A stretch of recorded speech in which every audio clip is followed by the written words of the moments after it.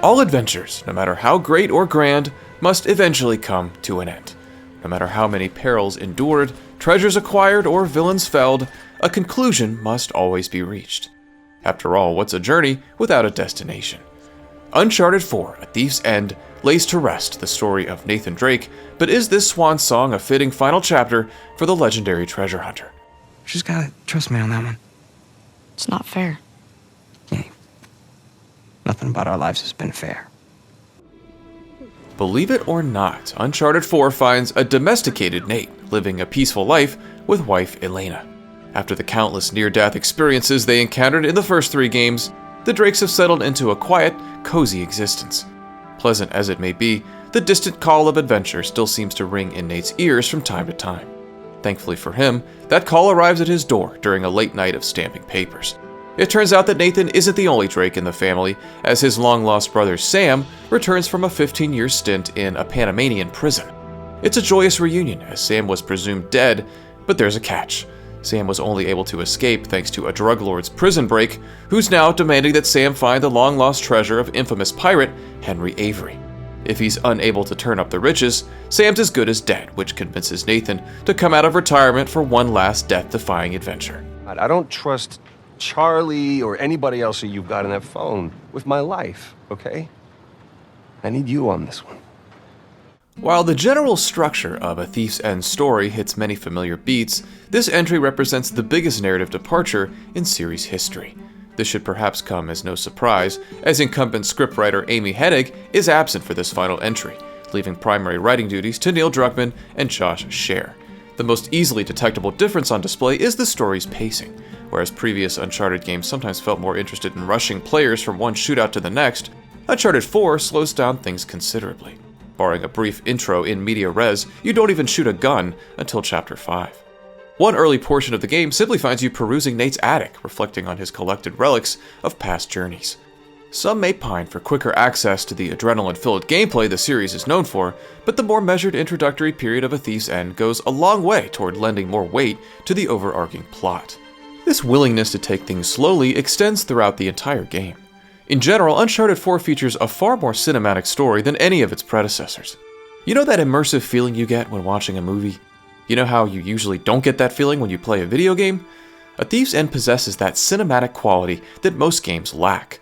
A huge contributing factor to this increased immersion is that cutscenes are no longer pre-rendered, meaning that gameplay and narrative now flow together far more naturally. Given how many cinematics are present here, this is a much appreciated change. Hey, are you happy? Yeah, of course. You? Really? Uncharted's primary cast has slowly ballooned over the course of the series, but A Thief's End pares it back down to the basics. The only returning members here are Nate, Elena, and yes, fan favorite Sully. Know what I love about partying with a bunch of crooks? What's that? Nobody cares if you smoke indoors. Other familiar faces like Chloe Fraser and Charlie Cutter are merely mentioned in this outing, likely to the disappointment of many. Rafe Adler steps into the role of primary antagonist, along with Nadine Ross, owner of the private military company that's racing to find the treasure before the Drakes. Rafe's an old associate of Nate and Sam's, lending his evil doings an extra level of diabolicalness. He feels much less cartoonish than prior bad guys, helping to make him the most memorable villain of the series. Not to be relegated to the obscurity of a sidekick, Nadine carves out an interesting niche in her own right, apt to tussle with Nate more often than Rafe. Strong villains, along with deeper exploration of Uncharted's original trio, set A Thief's End up to possess the strongest story in the franchise. Unfortunately, there's one issue standing in the way, and his name starts with an S. What do you think about that, huh? Sam Drake is a bizarre narrative misstep for a number of different reasons. The foundational issue is that Sam just isn't a very likable character. He's clearly cut from the same cloth as his brother, with charisma and snarky humor aplenty, but he can't pull any of it off with the finesse that Nathan manages. As the game progresses, you learn more about his motivations, which makes him even harder to root for. These issues are compounded by the fact that Nate spends more time with Sam throughout the game than any other character. I continually found myself hoping for the story to pull me away from Sam so I could get back to spending time with Sully or Elena. It seems like Uncharted 4 expects you to like Sam as much as it does. Maybe I'm in the minority on this, but I don't think it succeeds in this aspiration. The omnipresent nature of Sam leaves A Thief's End straddling a strange line between celebrating the past and looking ahead to the future. As the final game in the series, one would hope that Uncharted 4 would reflect on the scenarios and characters that led to this moment, and in many ways it does. But it's a game strangely preoccupied with an individual who had never even been mentioned before this entry. Sure, he creates the stakes upon which this game is predicated and serves as a satisfying foil to Nathan, but none of this changes the fact that I constantly resented Sam for taking time away from other characters that I actually cared about. Ultimately, I'd still argue that Uncharted 4 features the strongest storytelling in the franchise, but some of its storytelling choices are much harder to defend. Took a long time for him to get out of this game. You see a gun to his head? He chose this. Okay, he's meant for this life. You really believe that? Why are you here, Victor? Because somebody's got to keep an eye out for him.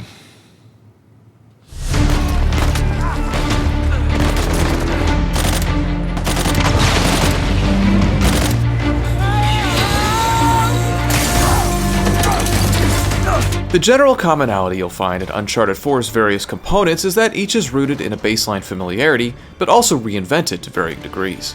So yes, the game of course still features cover-based third-person shooting, but not all is as it first seems. The biggest change to combat is a much bigger emphasis on stealth. This option isn't new, but you're provided with far more flexibility in achieving an inconspicuous approach than ever before. Levels now feature tall sections of grass that obscure Nate from enemies, making it feasible to stay hidden for extended stretches of time. If you're patient enough to wait for an unsuspecting enemy, you can perform a stealth kill that hides their body in the vegetation. You can now also place markers above the opposition, allowing you to keep track of everyone while sneaking around. These new tools make it possible to dispatch an entire group of enemies without anyone ever knowing you're there. I rarely found myself patient enough to accomplish this, but regardless, it's a nice option to have. Inevitably, sneaking will give way to shooting, an area where Uncharted 4 truly shines. The core gunplay of A Thief's End is unquestionably the best in the series, feeling tighter and more tactile than ever. The guns possess a heft that makes every shot landed feel incredibly satisfying, and each weapon's recoil and shot pattern feel individualized, encouraging you to try out every arm that you stumble upon. Generally, enemies are able to sustain about as much lead as feels realistic, and while there are still some heavily armored brutes you'll have to contend with in the game's later portions, A Thief's End largely ditches the beefy bullet sponges that brought about some of my biggest frustration in past games.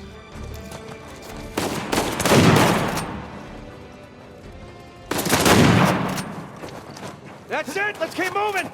Regardless of how you approach enemies, you'll find that combat areas in Uncharted 4 have been designed very differently from what's come before. Environments are significantly larger than any of the previous games, likely possible thanks to the increased hardware power, as this is the first Uncharted game to be developed for the PlayStation 4. This bigger scope means that yes, you'll be dealing with more enemies at one time, but also will have far greater flexibility in how you defeat them. The combat spaces aren't just larger, they're also denser, featuring a ton of verticality in their construction. If you intend to fell all foes without ever alerting an enemy, you're provided with near-endless hiding spots and potential escape routes. If you want to go in guns blazing, you're given countless cover opportunities and enough space to circle around the opposition instead of just getting pinned behind a small divider. There were moments in past Uncharted games that felt almost like an on-rail shooter, where you needed to repeat a combat section ad nauseum until you scraped past the next checkpoint. There are certainly moments in A Thief's End where combat manifests as a straightforward shootout, but for the most part, enemy encounters now encourage creativity. This leads to greater emergent possibility and far less frustration. This increased scope is on display outside of combat as well. There's a much greater sense of freedom present in Uncharted 4, and while this is still a linear game, the player has never been provided with more opportunity to stray from the beaten path. One notable section in the middle of the game finds Nate, Sully, and Sam in a car, searching for their next clue, with Nate in the driver's seat. This area is huge, appropriately so given the vehicular traversal, and allows for a level of exploratory freedom never before granted in this franchise. Don't expect to stumble upon multi-phase side quests, but the permission to comb over a larger space is extremely refreshing. Oh, Victor. Still do a lot of traveling these days? I try.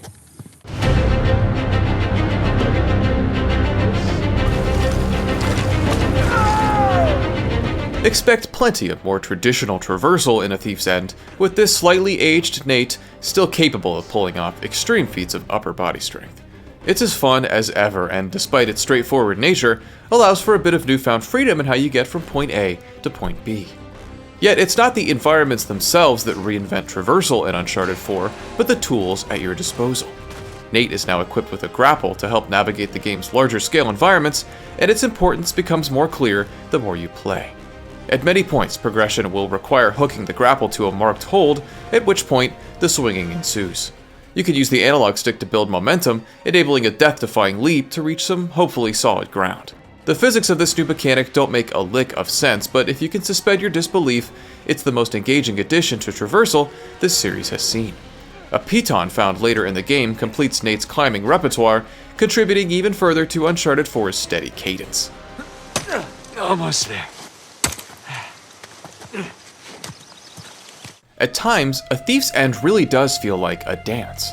Naughty Dog has mastered the art of pacing in Uncharted 4, but that pacing goes beyond just cycling through the various gameplay types. Sure, the game bounces between a puzzle, a shootout, and a cutscene as deftly as ever, but each of those individual components possess a rhythm of their own. Every beat of the game feels deliberate, as if it's been designed to make it as difficult as possible to put down the controller. Yet, like the other elements of the game, Uncharted 4's pacing doesn't simply feel better, it feels different.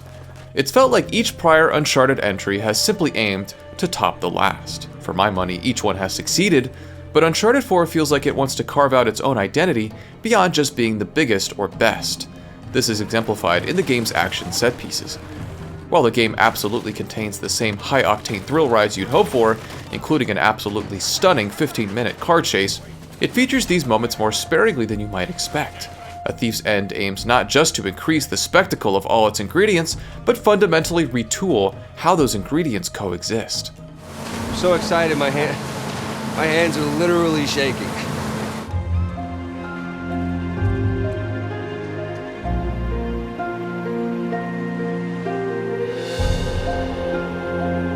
That is most certainly not to say that Uncharted 4 lacks spectacle.